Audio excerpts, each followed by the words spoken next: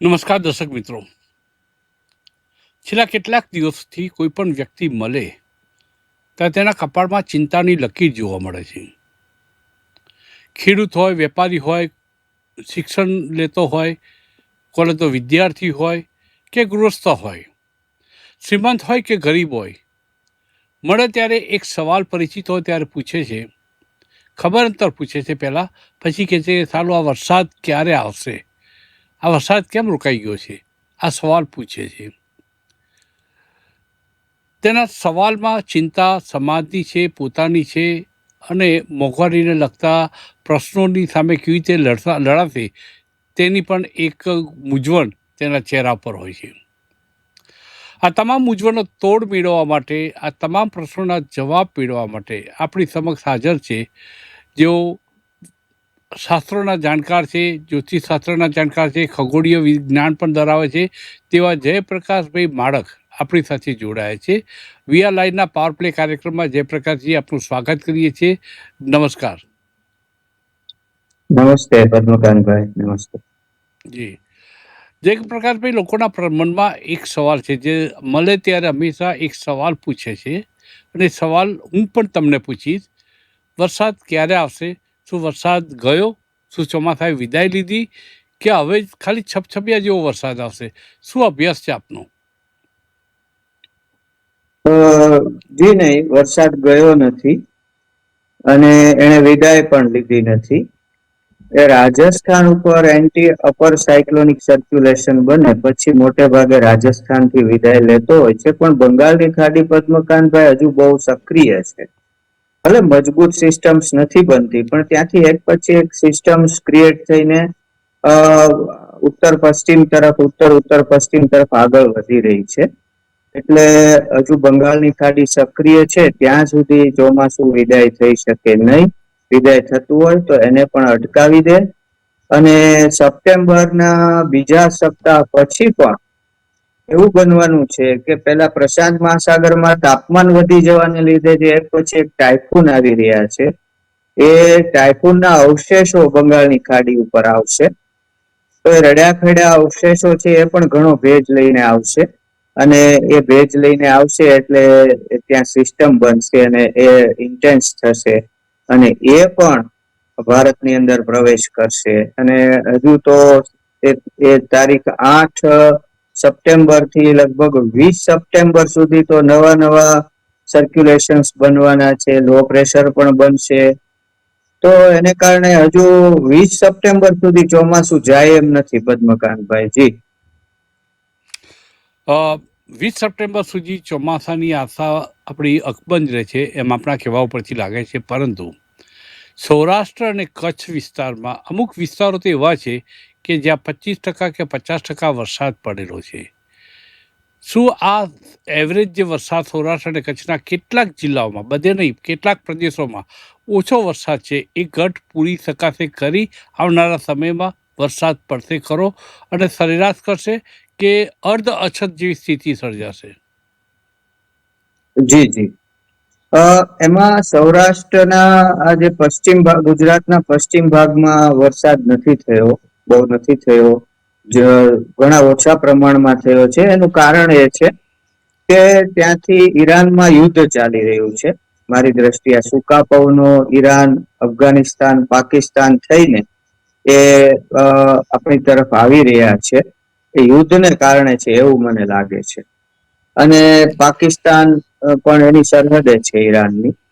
તો સૂકા પવનો ડ્રાઇવ વિન્ડ્સ આવી રહ્યા છે, તો એને લીધે શું થાય છે કે જે સિસ્ટમ બની હોય છે બંગાળની ખાડીમાં અને જે ધીમે ધીમે એ આગળ વધતી એ જયારે ઓરિસ્સા થઈ અને ઝારખંડ થઈ, છત્તીસગઢ થઈ અને ઉત્તર પૂર્વી મધ્યપ્રદેશ ઉપર પહોંચે છે, ત્યારે પછી આગળ એ મધ્યપ્રદેશ થઈને પછી આપણી ગુજરાત બાજુ આવી શકતી નથી, કેમ કે પેલા સૂકા પવનો એને ધક્કો મારે છે. આ જે સૂકા પવનો છે એક દિવાલ જેવું, બેરિયર જેવું કામ કરે છે, એટલે જે સિસ્ટમ આવતી હોય એ રોકાઈ જાય છે સૂકા પવનોને લીધે અને એને કારણે આ તરફ વળી જાય છે. એનું કારણ એક બીજું પણ છે કે સિસ્ટમ્સ મજબૂત નથી. મજબૂત એટલા માટે નથી, મજબૂત હોય તો સોસરવી ગુજરાત સુધી નીકળી જાય, પણ મજબૂત એટલા માટે નથી કે પ્રશાંત મહાસાગરનું તાપમાન વધી જવાથી ત્યાં જે એક પછી એક ડોલ્ફિન વગેરે ટાઇફૂન બની રહ્યા છે. ડોલ્ફિન પછી બીજું પણ બન્યું છે. તો એને કારણે ચક્રવાત છે એ આપણો ભેજ ખેંચી લે છે. તો એ બંગાળની ખાડીનો ભેજ ખેંચી લે છે એટલે મજબૂત બનતી નથી. તો મજબૂત બનતી નથી એટલે ગુજરાત સુધી આવતી નથી. તો આવા કારણસર હવે ગુજરાત સુધી આવે નહીં અને પૂર્વી મધ્યપ્રદેશ તરફથી જ ઉપર રાજસ્થાન તરફ અને યુપી તરફ ચાલી જાય તો સ્વાભાવિક છે કે પશ્ચિમ ગુજરાતમાં કેવી રીતે વરસાદ આવે. તો આવી પરિસ્થિતિને કારણે હાલ વરસાદ આવી રહ્યો નથી. બીજું કે ગુજરાતમાં વરસાદે મોટો બ્રેક લીધો છે. આમ તો શ્રાવણમાં સરવડા જ હોય પણ ઓગસ્ટમાં વરસાદ થતો હોય છે પદ્મકાંતભાઈ. તો એનું કારણ છે કે બંગાળની ખાડીની આ સિસ્ટમ મજબૂત બનતી નથી. બીજું એમજેઓ અને મીસો જેવા જે પરિબળો, આમ તો એમજેઓ અને મીસો એક જ છે, એમઆઈએસઓ મીસો, એ ભારતીય જે પરિપ્રેક્ષ્યમાં એને મીસો કહેવામાં આવે છે. એ હિમાલય ઉપર હોય ત્યારે ચોમાસું બ્રેક જોવા મળે છે, ગુજરાત ઉપર હોય ત્યારે ગુજરાતમાં પૂર જોવા મળે છે. તો મીસો અત્યારે એક્ટિવ નથી અને એમજેઓ પણ એટલે કે એમજેઓ પણ ફેવરેબલ નથી. તો એવા કારણોસર મેડન જુલિયન ઓસિલેશન પણ ફેવરેબલ નથી. એ પ્રશાંત મહાસાગરમાં છે, સાથે અલનીનો છે. તો એને કારણે આવા બધા કારણોસર ગુજરાતમાં વરસાદે બ્રેક લીધો છે. અને પણ હવે એવું લાગે છે કે 26-27 તારીખ પછી આ મીસો છે એક્ટિવ બનશે ગુજરાત ઉપર અને એમજેઓ પણ ફેવરેબલ બનશે એવું લાગી રહ્યું છે. અને ઇન્ડિયન ઓશન ડાયપોલ પણ એ થોડો વધુ પોઝિટિવ બને એવું લાગી રહ્યું છે. તો બંગાળની ખાડીની સક્રિયતામાં વધારો થશે, ગુજરાત ઉપર ચોમાસું વધુ સક્રિય થતું જોવા મળે એવી શક્યતા રહેલી છે. અને એને કારણે મને એમ લાગે છે કે ઓગસ્ટના અંતિમ દિવસોમાં ચોમાસું સક્રિયતામાં વધારો થાય, વરસાદની ગતિવિધિઓમાં વધારો થાય અને સપ્ટેમ્બરના 31 તારીખ પછી વધારે રેઇનફોલ એક્ટિવિટી આપણને સપ્ટેમ્બરના પ્રથમ સપ્તાહમાં જોવા મળે એવી શક્યતા રહેલી છે પદ્મકાંતભાઈ. કારણ કે 28-29 તારીખે એક નવી સિસ્ટમ બનવાની છે જે વધારે મજબૂત હોય એવી પણ શક્યતા રહેલી છે. અને સપ્ટેમ્બરના પ્રથમ સપ્તાહમાં ગ્રહો પણ એવા થાય છે, નક્ષત્રની સ્થિતિ પણ એવી છે કે 4 સપ્ટેમ્બરે જે જન્માષ્ટમી છે ત્યારે રાત્રે રોહિણી નક્ષત્ર છે એટલે 4 તારીખ આજુબાજુ વરસાદ થાય અને પછી પણ વરસાદ થાય. તારીખ 7, 8, 9 સપ્ટેમ્બર, તારીખ 9, 10, 8, 9, 10 સપ્ટેમ્બરમાં પણ ચંદ્રગુરુ જળ રાશિ કર્કમાં ભેગા થશે. તો મને એમ લાગે છે કે તારીખ 2, 3, 4, 5, 6 અને 7 મૂકી દઈએ કે ન મૂકીએ તો 7, 8, 9 તો એમાં પણ વરસાદની શક્યતા રહે છે. જો બધું સમસૂત્રું પાર ઉતરશે તો આપણને સપ્ટેમ્બર ના પહેલા સપ્તાહમાં અને 9 તારીખ સુધીમાં વરસાદ જોવા મળશે. જી પદ્મકાંતભાઈ. જયપ્રકાશભાઈ, જે પશ્ચિમ સૌરાષ્ટ્રમાં વરસાદની ઘટ છે અને કચ્છમાં પણ કેટલાક પ્રદેશોમાં વરસાદની ઘટ છે, સરભર કરી શકશે આવનારો સમય વરસાદનો? હા, હવે એક શક્યતા એવી છે, આપણે તો આ વરસાદ શોધવાનો પ્રયાસ કરી રહ્યા છે. અલનીનો જે આ સદીનો સૌથી મોટો અલનીનો કહેવાય છે એવી વિપરીત પરિસ્થિતિમાં હું જયપ્રકાશભાઈ, અને એક તમે મિનિટ હું 1 મિનિટ આપણે રોકીશ કે અલ નીનોની અસર વરસાદનું કેટલા ટકા ઉપર અસર થશે? અલ નીનો આપ સ્વીકારો છો કે અલ નીનોની અસર દેખાઈ રહી છે હવે? અલનીનો માત્ર અલનીનોની અસર નથી, બીજા પણ કેટલાક પરિબળો છે. હું એમ સ્વીકારું છું કે બીજા પણ કેટલાક પરિબળો ફેવરેબલ નથી અને એને કારણે આ બની રહ્યું છે. જેમ મેં વાત કરી કે મેડન જુલિયન ઓસિલેશન છે અને પછી આ મોન્સૂન ઇન્ટ્રાસિઝનલ ઓસિલેશન એટલે કે મીસો, એની હિમાલય ઉપર સ્થિતિ. તો આવા કેટલાક કારણોસર અને ઇન્ડિયન ઓશન ડાયપોલ પણ બહુ ફેવરેબલ નથી. તો એ પણ મહત્વના છે, માત્ર અલનીનો કઈ કરી શકતો નથી. તો જે કઈ બની રહ્યું છે એમાં આ બધા પરિબળો છે. પણ હવે એમાં એક મને ગણતરી મગજમાં બેસે છે અથવા તો મગજમાં આવે છે એમાં શું થયું છે પદ્મકાંતભાઈ કે બધી સિસ્ટમો છે ને આ વખતે બની રહી છે બંગાળની ખાડીના ઉત્તર ભાગમાં બની રહી છે. હમણાં બની ઘણી અને હજી બની રહી છે. જૂન પછી ઘણી સિસ્ટમો બની, 7, 8, 10 બની. હમણાં 2 દિવસના અંતરે બને છે. હજી 28 બનવાની છે. પાછલી સિસ્ટમ બની છે એને લીધે હમણાં દિલ્હીમાં એલર્ટ જાહેર કરવું પડ્યું છે. ત્યાં સુધી યુપી સુધી એની અસર થઈ ગઈ છે.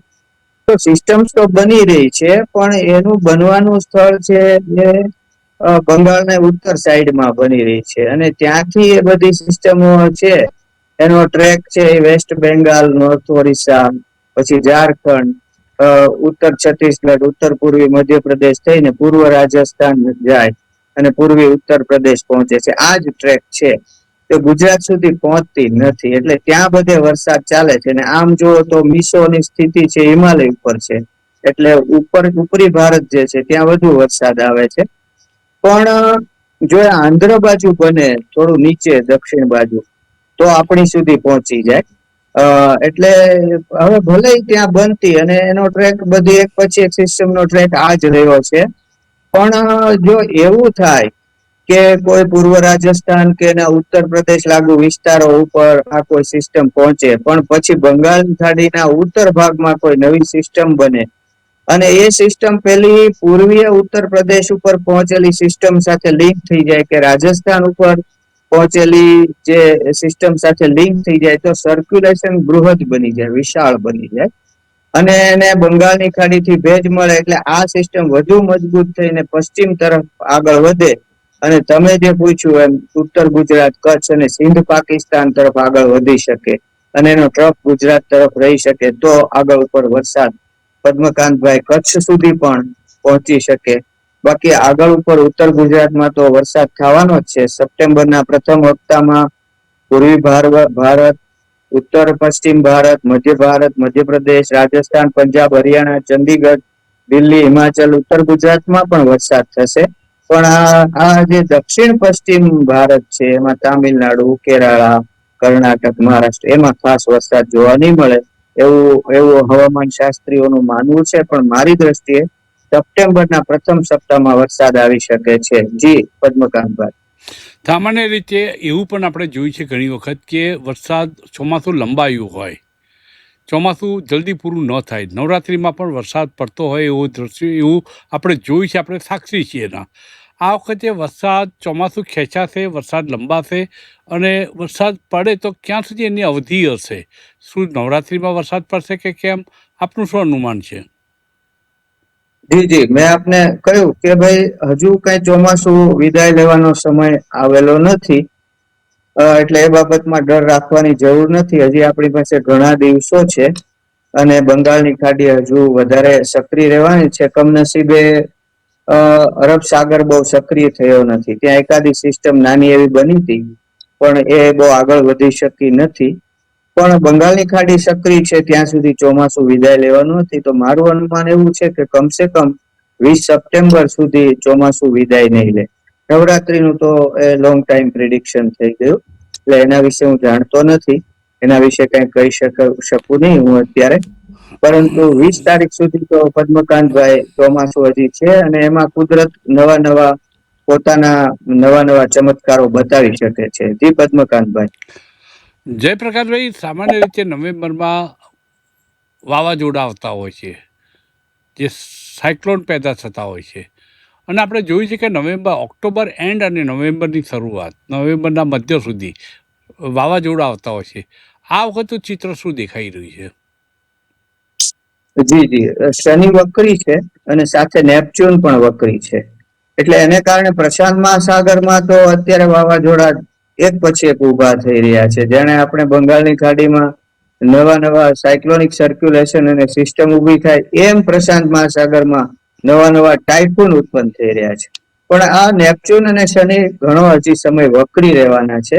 તો આપણે ત્યાં જે સાયક્લોનની સિઝન ગણાય છે એ સિઝનમાં અરબ સાગરમાં સાયક્લોન નવા ઉત્પન્ન થઈ શકે છે અને એ ઇન્ટેન્સ પણ થઈ શકે, એની તીવ્રતા વધી પણ શકે છે. એનું કારણ એ છે કે શનિદેવ વક્રી છે, નેપચ્યુન વક્રી છે. તમે એક ઘટના આપણે હમણાં જોઈ કે ભારતથી તે છેક કોરિયા સુધી આકાશની અંદર હજારો કિલોમીટરના વાદળોનો એક પટ્ટો જોવા મળ્યો. અને એ વર્ષો પણ ખરો કોરિયામાં, અને કોરિયામાં ભારે પૂર પ્રકોપ થયો, ચીનમાં પણ પૂર પ્રકોપ આવ્યો.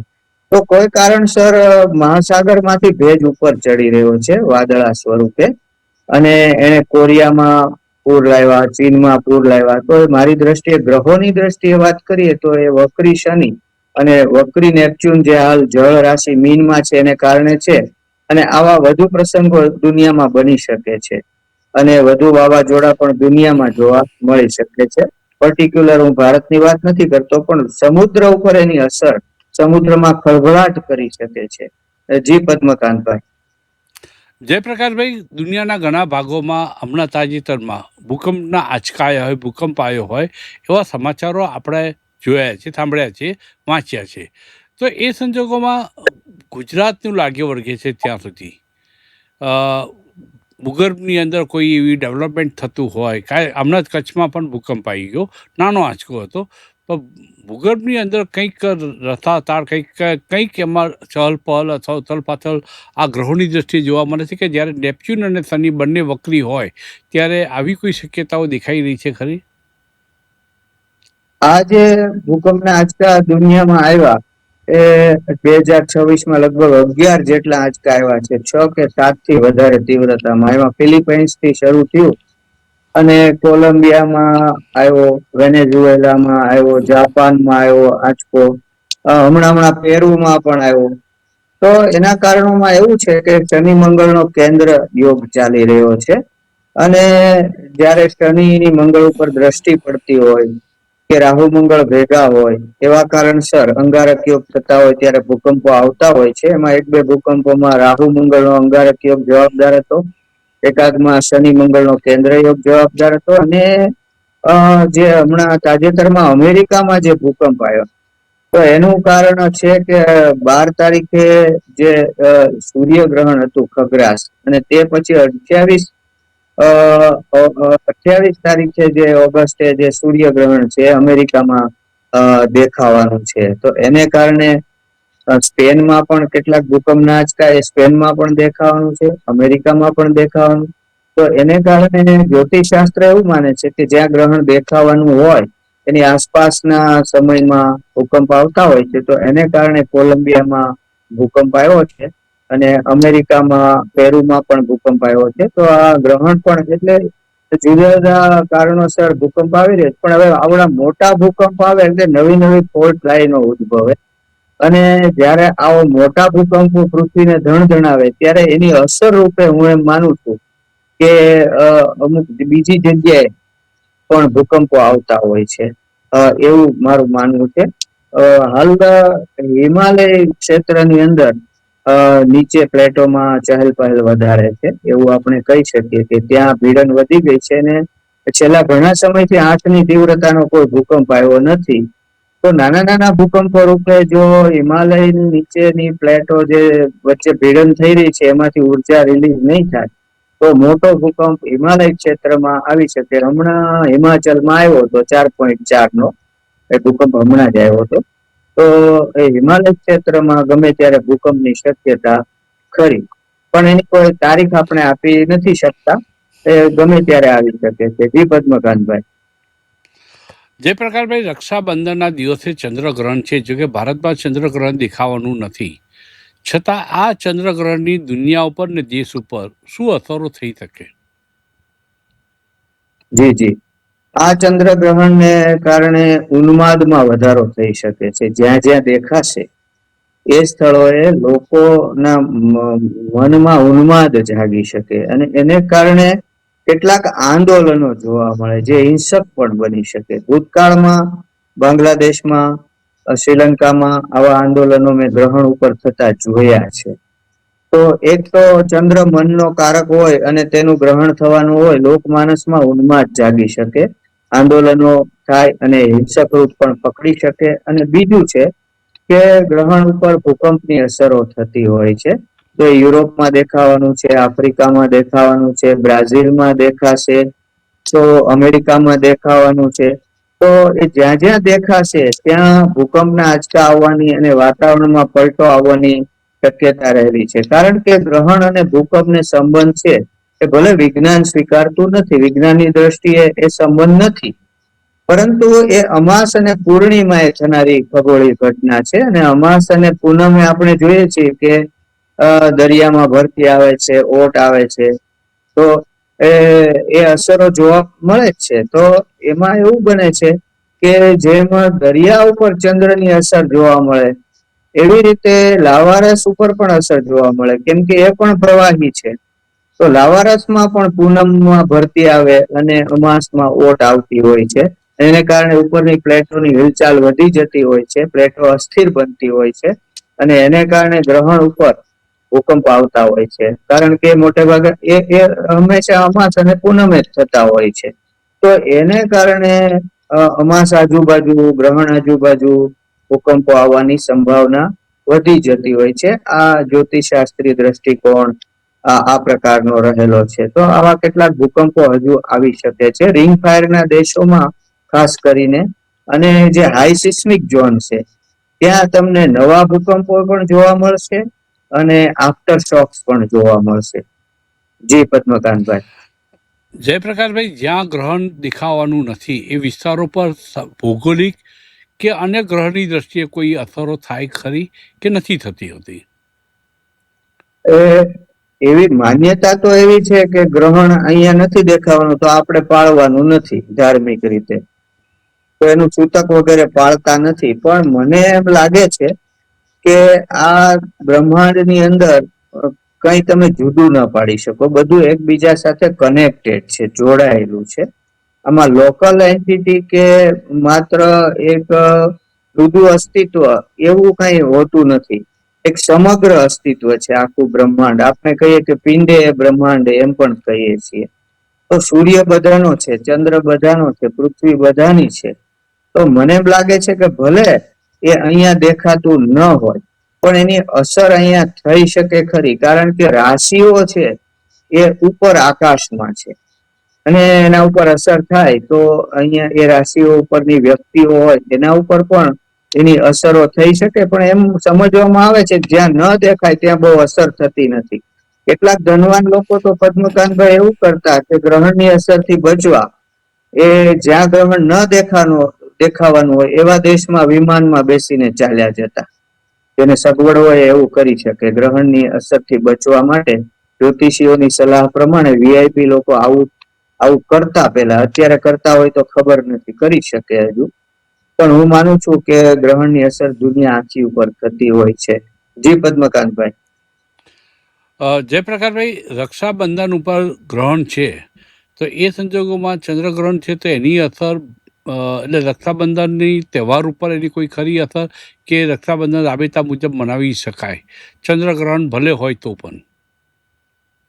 હજી ગ્રહણ સામાન્ય રીતે શુભ કાર્યો માટે વર્જિત હોય છે, પરંતુ હવે જયારે રક્ષાબંધન એ જ દિવસે છે, એમાં શું હોય છે પદ્મકાંતભાઈ કે ગ્રહણ પછીના આજુબાજુના 1-2 દિવસો છોડી દેવાના હોય છે શુભ કાર્ય માટે, અને 2 દિવસ પછી છોડી દેવાના હોય છે. આપણે ત્યાં આમે અમાસ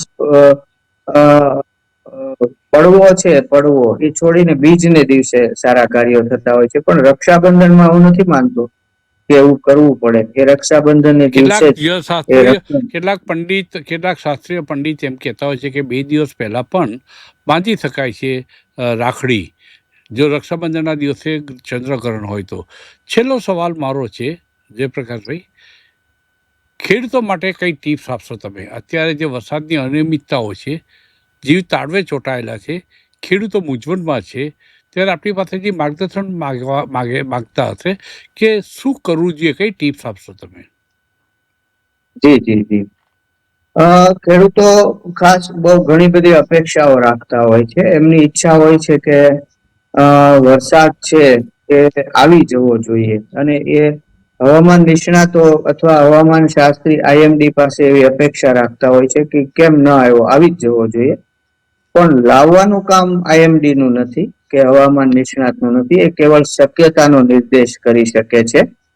બીજી વાત કે હાલમાં ઘણી જગ્યાએ વરસાદ સારો આવ્યો છે અને એને કારણે પાણીની સગવડ છે, તો એકાદું પિયત કરી નાખવામાં કોઈ વાંધો નથી કે બધું જ વરસાદ ભગવાન જ આપે ને એ પ્રમાણે થવું જોઈએ. એને બદલે એકાદું પિયત આપણે કરી શકીએ છીએ અને પછી જો સપ્ટેમ્બરમાં સારો વરસાદ આવી જાય અને કદાચ ઓગસ્ટના એન્ડમાં આવી જાય તો પણ વાંધો નહીં, પણ થોડું પીળાશ પડતી એવું લાગે તો એ આપણે એવું લાગતું હોય તો પિયત આપણે કરી શકીએ છીએ અને કરી નાખવું હિતાવહ છે. ઘણી જગ્યાએ વરસાદનું સ્ટોરેજ સારું છે, ચેક ડેમો ભરાઈ ગયા છે અને ઘણી જગ્યાએ વરસાદ નથી તો ત્યાં તો પિયત કરવું જ પડશે. જો પિયતની સગવડ હોય, સિંચાઈ હોય તો એ કરવું પડશે. પણ આગળ ઉપર સપ્ટેમ્બરમાં વરસાદની મને આશા છે કે હજી ભગવાન વરસાદ દઈ રહેશે પદ્મકાંતભાઈ. તો ખેડૂતોને એટલું જ કહેવાનું છે કે લાખો નિરાશામાં એક આશા સમાયેલી છે અને આપણે નિરાશાના વિચારો કરવા કરતા આશાના વિચારો જ કરવા જોઈએ. જી પદ્મકાંતભાઈ. આમ છતાં અગમચેતી એટલી જરૂર છે એટલે ચિંતા વ્યક્ત કરીએ છીએ આપણે, અને ચિંતાનો તોડ લાવવા માટેનો પ્રયાસ તમારા થકી કરવામાં આવી રહ્યો છે. અને તમે ઘણું બધું માર્ગદર્શન ખેડૂતોને આપે છે, કોમન મેનને પણ આપો છો, એટલે એ પણ એક સારી વસ્તુ છે. ચેતો નર સદા સુખી એમ આપણામાં કહેવાતું હોય છે. આ વખતે નર્મદા ડેમ એક પણ વખત છલકાયો નથી અને પશ્ચિમ સૌરાષ્ટ્ર અને કચ્છના કેટલાક પ્રદેશોમાં પૂરતો વરસાદ નથી. જે ટકાવારી નોંધાઈ છે ચિંતાજનક છે. એ સંજોગોમાં ગુજરાતમાં ક્યાંક અર્ધ અછતની સ્થિતિ સર્જાય અમુક જિલ્લાઓમાં શક્યતાઓ ખરી? હા, એવી શક્યતાઓ તો છે, કારણ કે ઘણું મોડું થઈ ગયું છે હવે તો પશ્ચિમ ગુજરાત માટે અને સરકારના જે માપદંડ હોય છે દુષ્કાળ જાહેર કરવાના એની બહુ નજીક છે પશ્ચિમ ગુજરાતના કેટલાક જિલ્લાઓ. નર્મદા ડેમમાં હજી પાણી આવી શકે છે, એ તો મને ખાતરી છે, કારણ કે આ બધી સિસ્ટમ છે મધ્યપ્રદેશ સુધી તો પહોંચે છે. તો હજુ નર્મદા ડેમમાં પાણી વધારે આવી પરંતુ શકે છે ને એ મધ્યપ્રદેશથી પાણી ડાયવર્ટ થશે રાજસ્થાન અને પછી ઉત્તર ભારત તરફ થાય છે. હા, એ તરફ જાય છે. મજબૂત હોય, મજબૂત થશે તો આપણી તરફ પણ આવી જશે. અને મેં કહ્યું એમ રાજસ્થાન ઉપર પહોંચે ભલે, પણ પછી જે નવી સિસ્ટમ બને એ બંને વચ્ચે લિંક થઈ જાય તો એને લીધે બહોળા પ્રમાણમાં સર્ક્યુલેશન થઈ જાય, બહોળા પ્રમાણમાં વ્યાપ વધી જાય એમ છે સર્ક્યુલેશનનો, અને એને લીધે વરસાદ આવી શકે છે હજુ. એવી બિલકુલ એક બિલકુલ શક્યતા છે. જી પોઝિટિવ જી. વાત થઈ અને ખેડૂતોને બહુ આશ્વાસન મળી રહેશે. હું માનું છું કે આજની ચર્ચા ઉપયોગી પણ થશે. અહીં ચર્ચાનું સમાપન કરીએ છીએ જયપ્રકાશજી આપણી આજ્ઞા સાથે, અને સમયની મર્યાદા નડે છે. પાવર પ્લે કાર્યક્રમમાં આ હતી આજની વાત. આવતીકાલે એક નવા વિષય સાથે ફરી મળીશું મિત્રો. ત્યાં સુધી રજા આપશો. નમસ્કાર.